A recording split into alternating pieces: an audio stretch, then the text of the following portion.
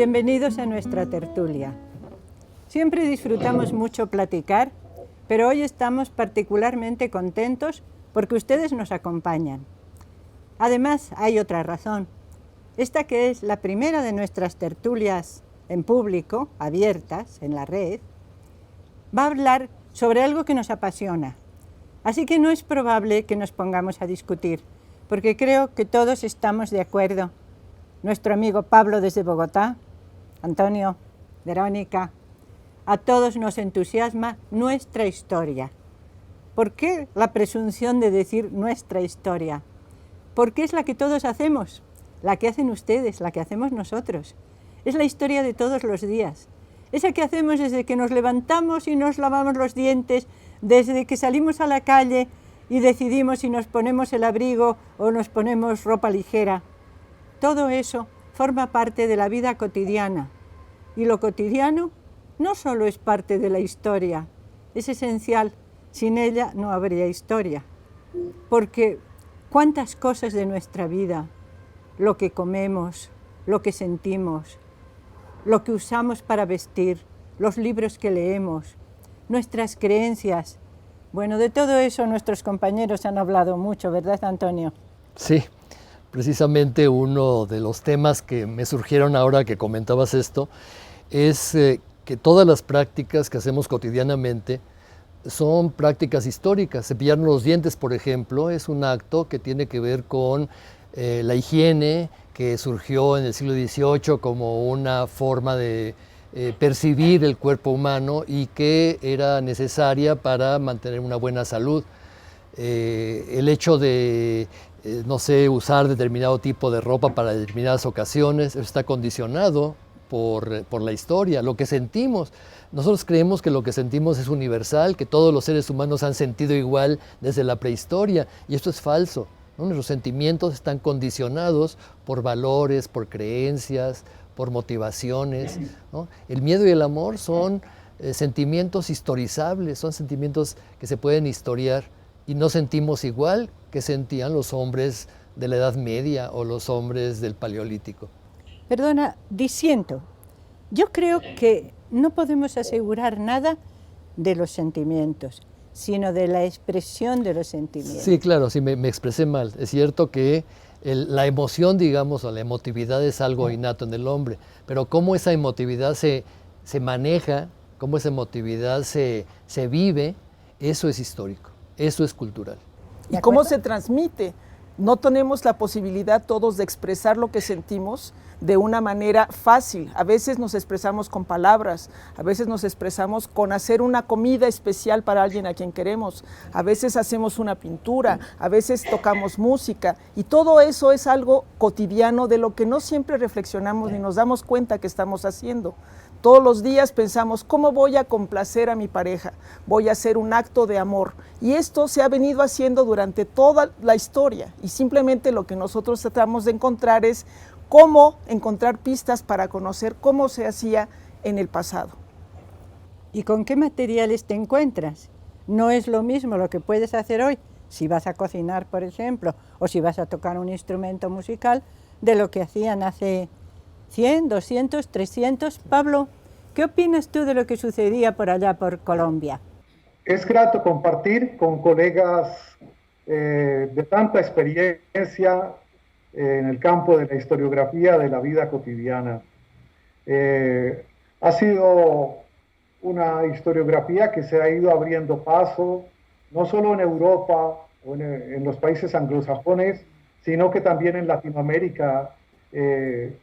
Nos permitió iluminar aspectos de la vida del pasado que sin duda han enriquecido el conocimiento que tenemos hoy de él. La vida cotidiana se ocupa de muy diversos temas, asuntos, problemas, tópicos, muchos de ellos que tienen que ver tanto con la experiencia diaria que tenían las personas en el pasado, no solo la gente de élite, la gente de los grupos más notables, sino, esto es muy importante, del común de la sociedad.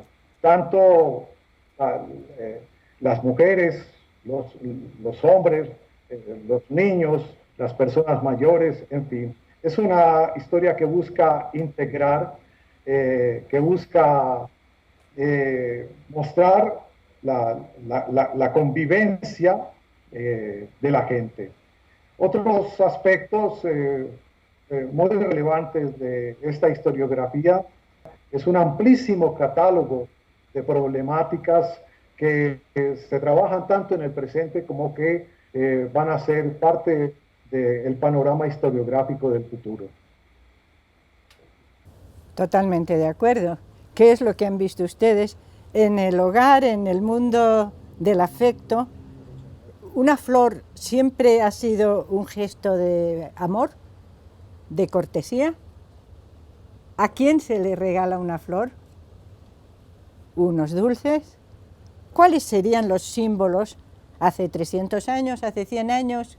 ¿Cuáles serían los símbolos? Claro, nosotros estamos ahora habituados a leer y a reconocer ciertos aspectos, ciertos símbolos. Nosotros vemos un cuadro donde hay una representación de una escena religiosa y a lo mejor nos dice algo muy distinto a lo que le podía decir a alguien que lo admiraba en el siglo XVIII, porque tenía el hábito de ir todos los días a la iglesia y lo observaba y lo miraba y le rezaba. Y ahora podemos ver esa misma imagen y la vemos con ojos distintos porque nuestra cotidianidad ha cambiado, nuestra formación ha cambiado, nuestros elementos culturales se han modificado. Entonces lo que nos interesa cuando hacemos esta historia de la vida cotidiana es historiar cómo ha habido ciertas cosas que permanecen y otras que evolucionan con el tiempo, en función del espacio, en función del lugar, en función de nuestro propio bagaje cultural, ¿no crees? Sí, nuestra misma percepción del cuerpo ha cambiado, ¿no? Cómo vemos ahora el cuerpo masculino o femenino, totalmente distinto a como se veía antes, ¿no? Por ejemplo, en la Edad Media incluso, el pecho de la mujer no era algo erótico, el pecho era un símbolo de la lactancia y las vírgenes eran representadas con el pecho descubierto. Nadie podía tener un sentimiento erótico ante una imagen de la Virgen amamantando al niño. Era, digamos, tan erótico como un envase de Tetra Pak, ¿no? Pero en la actualidad hay una fuerte carga erótica sobre el pecho femenino. Era mucho más erótico el tobillo, ¿no? Enseñar el tobillo era lo más erótico que había. Entonces, esto nos muestra cómo la percepción que tenemos de nuestro cuerpo y del cuerpo de los demás también ha cambiado en la vida cotidiana, y eso es también cultural. Estamos en un tema muy complejo, porque precisamente en cuestiones de erotismo y de sacrilegio hay muchos expedientes inquisitoriales en los que se utiliza un crucifijo o una imagen de la Virgen. Efectivamente, es ese elemento religioso que tú estudias y que está continuamente en todas partes, ¿verdad, Pablo? Hay una fascinación también, digámoslo, con la vida cotidiana, pero yo creo que es una perspectiva, es una mirada que se ha enriquecido mucho, que se ha beneficiado del desarrollo de las historiografías más contemporáneas, ¿no? Es evidente que si en un momento la historia de la vida cotidiana tenía que ver mucho con la historia de la familia, los estudios de género, los estudios sobre los grupos étnicos, o sobre los estudios culturales y simbólicos, ¿no?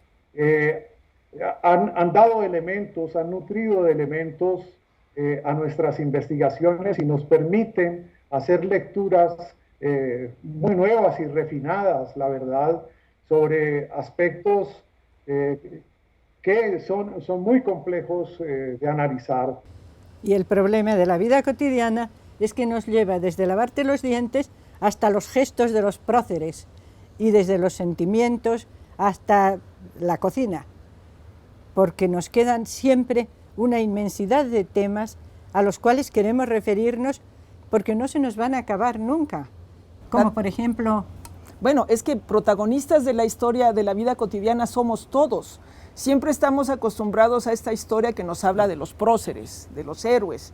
Y nosotros, la historia de la vida cotidiana, sí, claro, son importantes, pero son importantes todos aquellos que no han tenido la voz. Son estos personajes que son los miembros de una familia, que son los integrantes de una sociedad, que están todos los días siguiendo una serie de hábitos que a veces los interrumpen para celebrar a aquel prócer que nos dio la vida por la patria, pero que también al día siguiente vuelven al trabajo y al día siguiente tienen un momento de ocio y buscan recrearse con la música.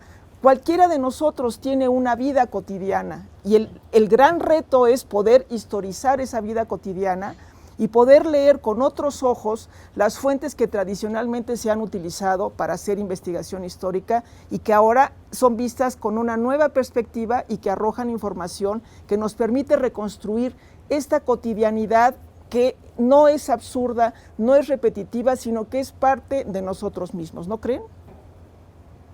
Sí, sin duda.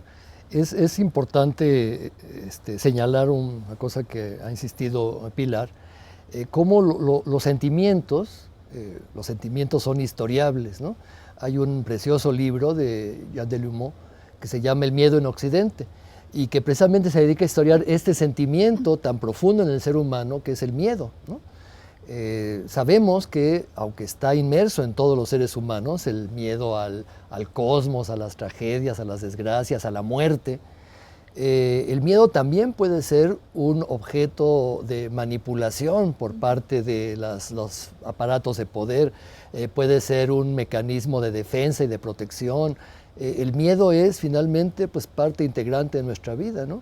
Y es a partir de imágenes, de pinturas, de textos, de informaciones de diarios, que podemos historiar esto que es tan abstracto como es un sentimiento que es el miedo, ¿no? Igual pasa con el amor, igual pasa con la agresión, ¿no? Con los sentimientos básicos del ser humano, ¿no? Con el placer. Podemos hacerlo y lo hemos hecho. ¿Qué es lo que hemos hecho? Desde hace 15 años que nos estamos dedicando a la historia de la vida cotidiana, ¿qué podemos recordar ahora en lo que, por cierto, todos hemos participado? Como por ejemplo...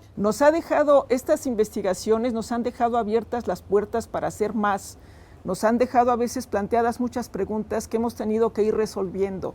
Un primer evento que hicimos hace muchos años sobre el amor nos habló de la necesidad de encontrar la contraparte, estudiar el miedo, pero también nos dio la necesidad de estudiar los espacios donde se desarrolla la vida cotidiana, de estudiar los conflictos, de estudiar las trascendencias. Cada vez que hacemos una investigación nos enriquecemos, damos una respuesta a una pregunta, pero se abre un abanico de posibilidades para seguir avanzando. Algo importantísimo que es parte de nuestra vida cotidiana es precisamente la comunicación. Y la comunicación también es historiable, ¿no? Cómo nos comunicamos. El lenguaje, que es nuestro principal instrumento de comunicación, ha variado de una época a otra. Las mismas palabras que usamos ahora tenían otro sentido totalmente distinto en el pasado, ¿no? Y muchas veces nos dejamos llevar por este sentido moderno de las palabras, cuando los que usaron esas palabras en el pasado lo usaban en otro sentido totalmente distinto, ¿no? Ahí hay también un campo riquísimo para estudiar la vida cotidiana, ¿no? El campo de la comunicación verbal y el campo de la comunicación audiovisual, ¿no? También no vemos nosotros igual, como tú decías hace rato, las imágenes religiosas que como las veían en el pasado, ¿no? Es decir, la comunicación audiovisual sufrió un gran cambio a partir del siglo XII y seguimos viviendo en ese gran cambio que hubo en esta época, ¿no? Vemos las imágenes con un sentido distinto al que lo veían los hombres anteriores al siglo XII, ¿no? Y sin embargo compartimos ciertos rasgos que nos permite comunicarnos con un compañero que está en Colombia y que puede historizar algo que podemos nosotros poner en perspectiva y encontrar muchas similitudes con lo que pasaba en la Nueva España del siglo XVIII. Sí, porque finalmente la comunicación es empatía. Es decir, sabemos lo que dice el otro, nos hace sentido porque nosotros hemos sentido de alguna forma lo mismo, ¿no? O pensamos que hemos sentido lo mismo. Finalmente la comunicación se posibilita gracias a que hay un bagaje común, ¿no? Lo que llaman los comunicólogos un código, ¿no? Que nos hace entendernos mutuamente, ¿no? Un código que se usaba en el lenguaje del abanico, sí, que solo entendían los enamorados que recibían la imagen de la mujer abanicándose en el teatro, sí, y el enamorado lo entendía y el sí, de junto tal vez no. Sí. Era un código secreto acordado previamente, cuando hay otros que son universales. Pero también sucede que conceptos muy importantes como amor y matrimonio eran completamente diferentes hace unos años. Me acuerdo de un artículo que publicaste, Pablo, hace mucho tiempo, acerca de un español residente en algún pueblo remoto o una pequeña ciudad, que cuando iba algún viajero a recibir el barco en Cartagena, le daba una carta poder. ¿Te acuerdas de qué te estoy hablando? Sí, cómo no, cómo no. Platícalo, por favor. Sí, es sorprendente estos hechos de la vida de las ciudades del interior del continente, ¿no? Porque era distinta la vida en los puertos. Allí se recibían las noticias primero y estaban más atentos y más conectados con la vida europea, ¿no? A Ciudad de México, por supuesto, llegaban las cosas muy rápidamente, pero a una ciudad como Medellín, por ejemplo, o Cali, o Popayán, acá en Sudamérica, no ocurría lo mismo, ¿no? Entonces, es sorprendente que los padres de las familias prominentes entregaran cartas de poder a un viajero hasta Cartagena para que observara entre quienes bajaban de los barcos posibles candidatos para casar a sus hijas con ellos, ¿no? Y ofrecerles dotes jugosas para que se trasladaran hasta sus pequeñas poblaciones, ¿cierto? Entonces, digamos que estas son partes de las emociones de la vida familiar del siglo XVIII, que solo documentos excepcionales nos permiten conocer esas intimidades, ¿no? Antonio hablaba de algo que me parece que es muy importante y es el lenguaje, que hayamos de alguna manera podido encontrar en textos, en documentos, el lenguaje de época que nos transmite experiencias muy excepcionales, ¿no? Y ahora que el lenguaje visual es el que está dominándonos, vamos a olvidarnos también de hablar y de escribir. Me da la impresión de que cada día se escribe menos, solo se teclea, ¿verdad? Se teclea una imagen que no dice lo mismo en México que en Bogotá, que en Japón. ¿No dice lo mismo? No necesariamente. Poner las manos así puede ser orar o puede ser dar las gracias, según el país donde la utilices. O aplaudir. O aplaudir. Y sin embargo estamos inmersos en una globalización que hace que todos los chicos traigan pantalones de mezclilla, audífonos y escuchen la misma música, y esa es la cotidianidad que estamos viviendo en el siglo XXI. O usen emoticones, ¿no? Sí. Estos cápsulas emotivas, ¿no? Que son una imagen que transmite una emoción, ¿no? Que ya no necesitas el lenguaje, ¿No? ya no necesitas la palabra. ¿Ha habido alguna vez algo semejante a esa simplificación de los sentimientos con un símbolo, con un signo? Bueno, acuérdense que en el siglo XII se inventó la idea de que en el corazón estaba encerrado nuestro sentimiento. Exacto. Y representar el corazón como símbolo del amor fue una de nuestras herencias medievales y se sigue usando como parte de esta expresividad de la emoción, ¿no? Poner corazoncitos atravesados con flechas, ¿no? Y además con otro símbolo que es mucho más antiguo, que es el Cupido, ¿no? El dios del amor de la antigüedad, ¿no? Que se ha mezclado con el tema cristiano del corazón y que ha dado pues esto que nosotros usamos tan cotidianamente el 14 de febrero, ¿no? Y del Cupido simplificas una flecha en el aire, cielito lindo. Sí. A propósito de corazones que decía Antonio, ahora con el bicentenario encontré de manera casi involuntaria, casi accidental, algo que fue un hábito y en el momento de la independencia se le dio continuidad a una tradición que fue la de festejar, hacer actos solemnes y festejos a los corazones de los patriotas más prominentes. No solo se los embalsamó, sino que se les hizo entierros y misas muy solemnes, ¿no? a los corazones, dándoles ese tipo de valoración, ¿cierto? Simbólica tan importante que tenían desde la antigüedad. Nosotros todavía seguimos diciendo te quiero con todo mi corazón, Sí. cuando sabemos que el lóbulo derecho es el que quiere, no el corazón. Pero se oye muy feo, te quiero con todo mi lóbulo derecho, se oiría horrible. Pero lo cierto es que todavía seguimos aferrados a esos sentimientos e incluso a esas expresiones que cada vez más van perdiendo sentido y se van convirtiendo en otra manera de relación, en otra manera de unirse. Decimos, la crisis de la familia, pero yo no conozco ninguna época en la que no haya estado en crisis la familia.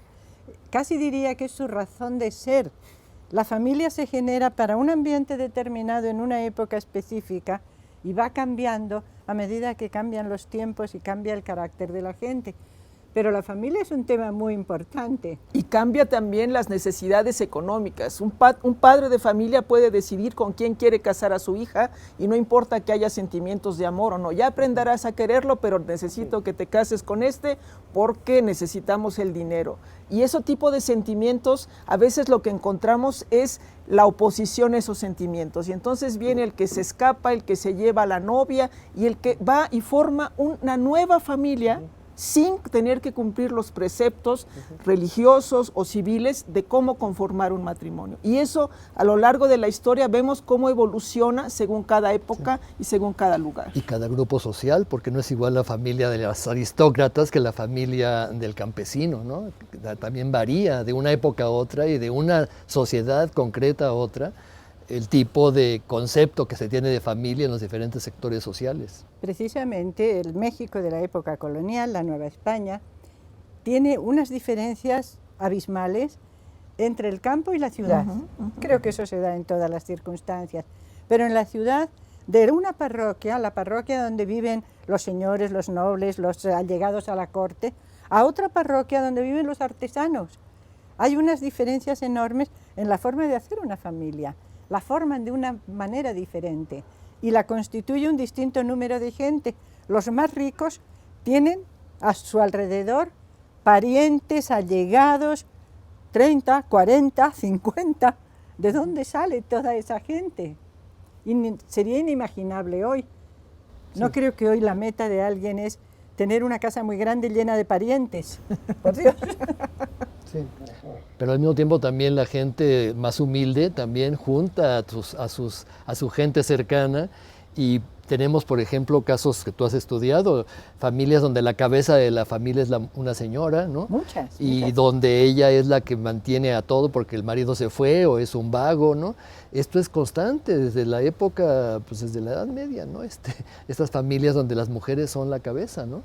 Es decir, esas familias, madre, padre, hijo, son el ideal, pero no funcionan en la realidad. Y estas familias en cada una tiene sus tiempos y sus rituales. Hay el tiempo del ocio del campesino, que ahorita no tiene que levantar la cosecha y se puede dedicar a otra cosa. Es distinto al tiempo de la cigarrera que está metida en la fábrica de cigarros enrollando el tabaco, o es distinto al tiempo del noble que va recorriendo sus posesiones, o es distinto al de la costa que tiene que ir a pescar. Todas esas modificaciones son parte de nuestra vida cotidiana, cada uno tiene las suyas, pero todos comparten esta necesidad de estar en convivencia con sus congéneres, con sus parientes, con depender también de una autoridad. Todo eso se manifiesta en distintas partes, pero todo tiene una base en común que es la convivencia de la sociedad, que es lo que nos interesa a nosotros escudriñar y explicar. ¿Cómo imaginaban su libertad en los palenques? Verónica ha dicho una palabra que es muy importante, convivencia. Hemos tenido tal vez unos mitos o unas tipificaciones del pasado, ¿cierto? Que la historiografía moderna y esta de la vida cotidiana ha venido a derrotar, ¿no? De la gente de la casa, de los principales de la casa con la servidumbre, los grupos de edad, los grupos étnicos, la corresidencia, ¿cierto? Y luego algo que es muy importante, y es que no hablamos solo de armonía, sino de crisis, de conflictos, de rupturas, ¿cierto? Que hacen estallar o que provocan momentos en los que tiene que intervenir la ley y tomar un registro de esos acontecimientos y nos dejan documentos para nosotros. Y gracias a eso nos enteramos y podemos seguir haciendo nuestra investigación y vamos a seguir hablando de muchos temas. Todavía nos queda pendiente hablar de nuestras fuentes, hablar de las mujeres. ¿De qué más creen que podemos hablar? Claro, hubo una historia que fue decisiva, que fue la historia económica, la historia del trabajo, de la producción.